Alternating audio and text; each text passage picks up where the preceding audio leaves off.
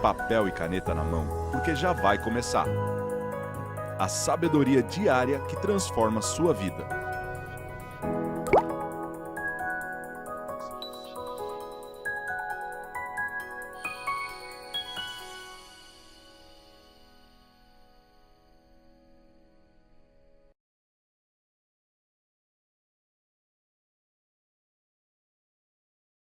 Ou seja, gente, a gente está aprendendo conceitos novos de uma palavra que a gente sempre soube. E é isso que eu quero explicar para você nesse princípio que encerra o dia de hoje, que é o princípio do amor. Sabe por que você não entendeu o que é o amor ainda? Porque é muito fácil ver quando as pessoas não amam de verdade. Dá para perceber. Porque o amor, ele tende a ser confundido com um sentimento. Se o amor fosse um sentimento, ou seja, estou amando sentimento, a gente não poderia cumprir quase nada do que a Bíblia fala sobre amor. Quer ver uma coisa que a Bíblia diz? Amai os vossos inimigos. Tá de brincadeira comigo que Jesus está me pedindo isso. Ele quer que eu ame, que eu fique de beijinho e abraço com quem me feriu, com quem me humilhou. Se amor fosse um sentimento, a gente não teria como amar o inimigo. Como é que você vai ter um sentimento positivo de amor por alguém que te humilhou, alguém que te abandonou? Alguém que pisou em você? Se o amor fosse um sentimento, a Bíblia não diria que o amor dura para sempre, porque não tem sentimento que dure para sempre. Sentimentos são passageiros. Se amor fosse um sentimento, a gente iria amar um dia, odiar outro, depois voltava a amar de novo. O dia que está bem está amando, o dia que está mal está odiando. A gente ia ficar numa flutuação louca de sentimentos e emoções. Mas o amor, ele não é um sentimento. O que é o amor? O amor é um mandamento. Novo mandamento vos dou, que amais uns aos outros, que ameis uns aos outros. Ou seja, não é sentir amor, ou seja, e eu vou te explicar o que é amor de uma forma que você vai entender. Não é sentir algo por alguém. Amar é a capacidade de você se colocar no lugar do outro, sentir o que o outro está sentindo e não conseguir ficar parado diante daquilo. Você ir fazer alguma coisa. Então, por exemplo, os fariseus perguntaram para Jesus assim: Mestre, o que é um amor? Jesus, como um homem muito inteligente e sábio, como todo inteligente e sábio, nunca dá uma resposta direta. Sempre conta uma história ou faz uma pergunta. Todo homem inteligente e sábio nunca dá uma resposta direta. Sempre! Ou conta uma história ou faz uma pergunta. Mestre, o que é o amor? Aí sabe o que Jesus respondeu? Certo homem, vai começar a contar uma história. Certo homem estava descendo da cidade de Jerusalém para Jericó. E de repente um grupo de salteadores pegou esse homem e espancou esse homem. Roubou tudo que ele tinha, deram uma surra nele e deixaram ele como morto no chão. Ele vai contar essa tragédia para explicar o que é o amor. Espancaram o cara, roubaram o cara, deixaram ele caído no chão. Aí Jesus continua falando, aí passa um sacerdote, que era uma figura espiritual, um guia espiritual, uma liderança espiritual muito séria na época, olha para um homem caído no chão, espancado, roubado e passa direto, não para. Aí você fala, que absurdo, hein? O cara diz que é de Deus e não parou para ajudar, mas a gente também não pararia não, se coloca na situação dele. Quem aqui é do Rio de Janeiro? Rio de Janeiro. Tu está na linha amarela, irmão, 2h da manhã. O cara caído no chão todo ensanguentado. É ruim de eu parar. Primeira coisa que eu vou pensar, se eu parar, é uma armadilha, vai ser um monte de gente fuzil, vai me assaltar. Ou segunda coisa que eu pensaria, se está todo arrebentado assim, fez por merecer, não vou me meter nisso não. Nem sempre é insensibilidade. Às vezes você não quer se arriscar. Então a gente julga o sacerdote que passou direto, mas talvez a gente faria a mesma coisa. Sei lá porque o cara está jogado ali, ué. Se o cara é um bandido e está todo ferrado ali porque apanhou. O sacerdote passa, vê, não faz nada. Depois passa um levita, que era um trabalhador do templo. também uma figura espiritualizada. Ele passa, vê o cara, passa direto também, tem seus motivos. Medo? Insensibilidade? Não sei. Falta de tempo? Puxa, eu estou apressado, até queria ajudar, mas não posso chegar atrasado no meu compromisso lá no templo, deixa eu ir embora. A gente não sabe os motivos, a gente sabe que dois não pararam. O terceiro, a Bíblia diz que ele era um samaritano. O que era um samaritano? Um povo que era perto de Israel, que não se dava com os judeus. Lá, quando a mulher samaritana está tirando água do poço, lá no livro de João, e Jesus fala, me dá um pouco d'água. Sabe o que ela responde para ele? Como tu, sendo judeu, pede água para mim que sou samaritana? Aí entra entre parênteses na Bíblia. Visto que os samaritanos não se dão com os judeus. Era um povo que não gostava do outro. Era como judeu e árabe hoje, se batem de frente o tempo todo. E o homem que está caído, espancado, é um judeu. E o homem que está passando é um samaritano, um povo que não se dava com o outro. Jesus explicando o que é o amor. Aí a Bíblia diz que o samaritano olha para o judeu e o seu coração se comoveu e não conseguiu seguir adiante. Aqui vai começar a definição milenar do que é o amor. Eles nem se conheciam. Você não precisa conhecer uma pessoa para amar. A Bíblia diz, amai os outros como a si mesmo. Quanto tempo você tem que conhecer para amar uma pessoa como sentimento? Muito tempo. A maioria das ordenanças de Jesus para amor é coisa meio instantânea. Fala, como é que eu vou amar uma pessoa de primeira? Eu, hein? Que doideira, não estou entendendo. É porque você está vendo o amor como sentimento. Olha a explicação de Jesus do que é o amor. E ele vendo, não conseguiu seguir adiante. Ou seja, ele sentiu o que o outro estava sentindo e falou, não consigo continuar minha vida sem resolver o problema desse cara. Os outros continuaram, mesmo que por motivos lícitos, continuaram a caminhada.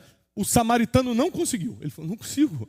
Se fosse eu aqui, eu ia querer alguém fazendo algo por mim. Ou seja, o amor, na definição milenar, é sentir o que o outro está sentindo, a ponto de se meter. Sentir o que o outro está sentindo, a ponto de se meter. Olha o que a Bíblia diz. Se teu inimigo tiver fome, dá-lhe de comer. Como é que Deus vai pedir para você dar de comer para o teu inimigo? Simples. Você olha para o cara e fala assim, é meu inimigo, me fez mal, mas eu gostaria de passar fome? Não. Então toma aqui comida. Não sou seu amigo, não vai comer lá em casa, mas passar fome na minha frente você não vai não. Por quê? Porque eu não consigo seguir meu caminho vendo alguém passar fome, porque eu não gostaria que acontecesse comigo. E aí aquele homem sai da sua montaria, passa azeite, vinho nas feridas, tenta recuperar o homem, vê que as feridas são muito sérias, coloca ele na montaria, leva ele para uma hospedaria, um hotel na época, paga a noite dele e bota um tratamento. Fala assim, olha, cuida dele para mim e se faltar algum dinheiro, bota na minha conta. E aí Jesus encerra essa história falando assim, isso é amar o próximo. Ou seja, nem conheço, mas eu estou vendo uma situação que eu não consigo fingir que eu não vi. Eu nem conheço, mas eu não consigo seguir minha vida vendo ele sofrer desse jeito. Então eu paro e me meto. Isso é amor. Amor não é um sentimento, é um mandamento. Então quando a Bíblia fala, amai uns aos outros, ame o inimigo, se teu inimigo tiver fome, dá de comer, se tiver sede, dá de beber, se alguém te dá na cara, você dá a outra, o que ele está falando? Porque tudo isso, se for como sentimento, é difícil. É ruim de você me dar um tapa na cara e eu vou te dar junto. Se eu ver como um sentimento. Se eu ver como um mandamento. Aí eu começo a entender a forma de pensar de Jesus sobre as coisas. Então existiram coisas na minha vida que eu vi, me coloquei no lugar da pessoa e falei, não consigo seguir minha vida sem me meter nisso aqui. Eu vou ter que ajudar essa instituição, essa família, essa coisa. Eu não consigo seguir minha vida assim. Não consigo. Mateus 9,36, olha a nossa base milenar. Diz assim, ao ver as multidões, Jesus teve compaixão delas, porque elas estavam aflitas e desamparadas, como ovelhas sem pastor. Deixa eu te explicar um pouquinho sobre ovelha. O bicho, ovelha, é um animalzinho que depende completamente do pastor. O pastor é o homem ou a mulher que cuida daquele rebanho. Por exemplo, a ovelha não consegue achar comida sozinha. Ela não consegue se alimentar sozinha. Ela não consegue achar um rio para beber água sozinha. A ovelha depende para tudo, para direção, encontrar o caminho, para alimentação, para proteção. Se aparecer um lobo, mata todas as ovelhas. Não tem uma ovelha que consiga reagir a um lobo. Então, um rebanho de ovelhas sem um pastor está condenado. Aí Jesus, conhecendo bem essa metáfora, ele usava muito metáfora de pastor e ovelhas, por isso hoje um líder, por exemplo, na igreja evangélica se chama pastor, por causa da metáfora pastor e ovelha. Jesus, conhecendo bem essa relação entre Deus e as pessoas como pastor e ovelhas, ele está diante de 5.000 homens, fora mulheres e crianças. Aqui vai acontecer a grande multiplicação dos pães e peixes. Essa passagem é um pouquinho antes de acontecer a multiplicação. Ele olha assim e fala, não consigo mandar esse pessoal embora. E aí os discípulos reclamam. Os discípulos falam assim, Jesus, sabe o que é? É que está escurecendo. Não tem comida e são muitas horas de caminhada até a aldeia de cada um. É melhor mandar embora logo. Jesus falou, não consigo. Por quê? A gente vai se livrar de um problema criando um maior para eles. Eles são como ovelhas que não têm pastor. Eles não sabem se defender, eles não sabem comer, eles não sabem achar o caminho de nada. Fala o seguinte, manda todo mundo sentar. Vê se tem alguma coisa para comer aí. E aí um dos discípulos de Jesus, André, fala, encontrei um menino que tem 5 pães e 2. Jesus falou, isso serve. E a Bíblia diz que Jesus, começando a multiplicar, começando a cortar o pão, a comida foi multiplicando, alimentou 5.000 homens, fora mulheres e crianças, e sobrou 12 cestos. O que sobrou era mais do que tinha, inicialmente. O que sobrou era mais do que tinha inicialmente. Isso por quê? Porque ele começou a colocar o princípio do amor em evidência. Eu não vou conseguir seguir minha vida e resolver minha parte sem resolver a tua que está pior do que a minha. E aí, se você... Agora, vamos olhar para os nossos relacionamentos. Como a gente diminuiria as brigas de casal se a gente tivesse o amor como mandamento e não como sentimento? Porque quem é casado aqui há mais de 10 anos, levanta a mão. Você sabe muito bem que tem dia que você acorda com raiva da pessoa. Todo dia falaram aqui, eu falei, calma, todo dia? Ah, que susto. Ah, que susto. Ah, tá. E o marido do lado, corajosa, hein? Será que teremos Ultimate Fight hoje? Ou dorme com raiva, fortes revelações, né? Muda aí, mulher, que mulher não tem papo na língua, ela fala mesmo, o marido fala, como é que tá lá o marido? Tá tudo bem, a mulher, mentira, estamos brigando todo dia, tá uma confusão. Ai, ai, ai. Eu sempre falo isso, quer conhecer um cara, pergunta para a mulher dele como é que ele é, que a mulher fala mesmo, isso aí não presta. E aí, se a gente for olhar, não como sentimento, porque às vezes você não acorda nem amando, você acorda cheio de raiva da pessoa, ou dorme cheio de raiva. Se eu for olhar como mandamento, você sempre vai se colocar no lugar da pessoa, sentir o que ela está sentindo antes de falar o que você fala.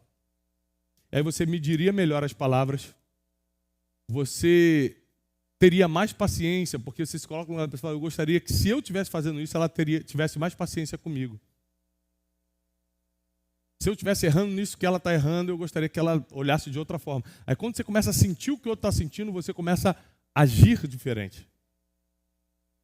Isso cria um impacto no teu relacionamento sem precedentes.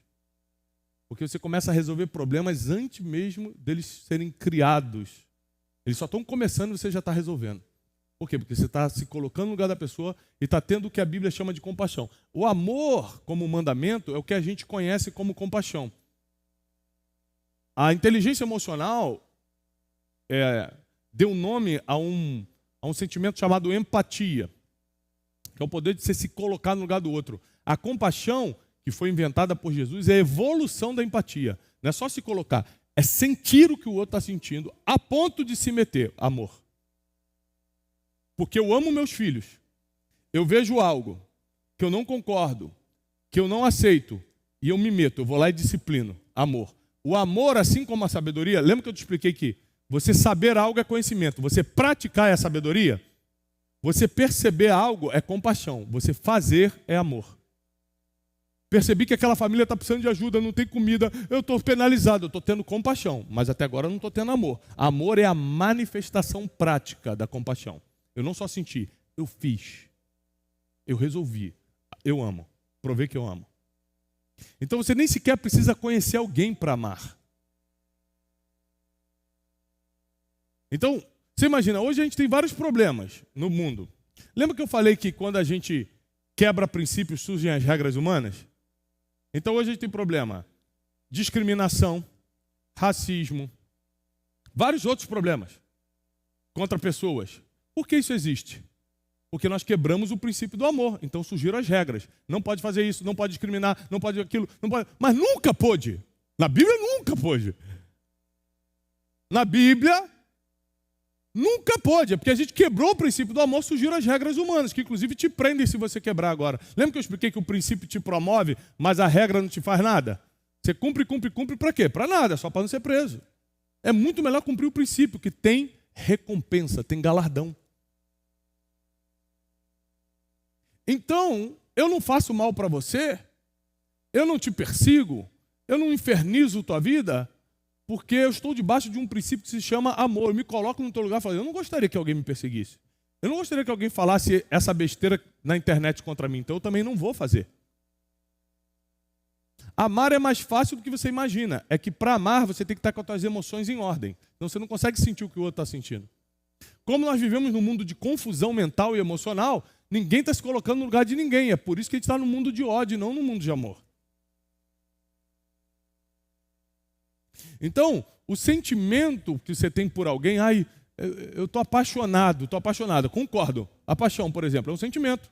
Estou apaixonado, eu olhei aquela pessoa, estou amando. Aí a gente coloca a palavra amando. Na verdade, você está apaixonado. A paixão é um sentimento. O amor é um mandamento. O amor é um mandamento.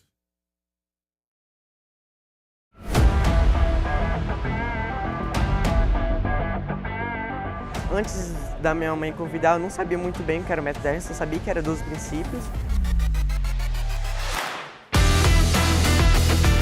O meu irmão ele já tinha vindo no método Dash passado e ele me falou mais ou menos como é que seria e olhar a apostila e ver os princípios e parecia tão simples, palavras tão simples que eu, pela minha ignorância, eu acreditava que eu sabia o que era. Só que o Thiago apresentou uma perspectiva totalmente nova, algo que eu nunca tinha parado para pensar por causa, eu já sabia disso. Porque é algo tão simples, parece ser simples, mas não é, é muito profundo. Eu só tenho 15 anos e a maioria daqui das pessoas queriam ter minha idade e fazer esse método. Inclusive as 4 pessoas falaram isso para mim e falaram para eu valorizar isso, aproveitar a minha idade para que eu consiga ter um futuro muito maior do que eles seriam. Primeiramente eu tenho que focar em mim para eu conseguir evoluir e junto com essa minha evolução eu vou conseguir influenciar outras pessoas para me acompanhar. Talvez muitos não queiram, mas eu vou conseguir influenciar as que queiram. Eu diria que a melhor forma de você alcançar sucesso seria vir para o método Dash, porque por estar na cidade a gente não sabe muito bem como aproveitar nosso tempo. O método Dash seria mais ou menos um passo a passo para tu adquirir conhecimento dessas áreas que o Thiago Brunet falou. Inclusive, uma das melhores formas, como ele falou, é fazendo curso, e o método Dash é justamente isso.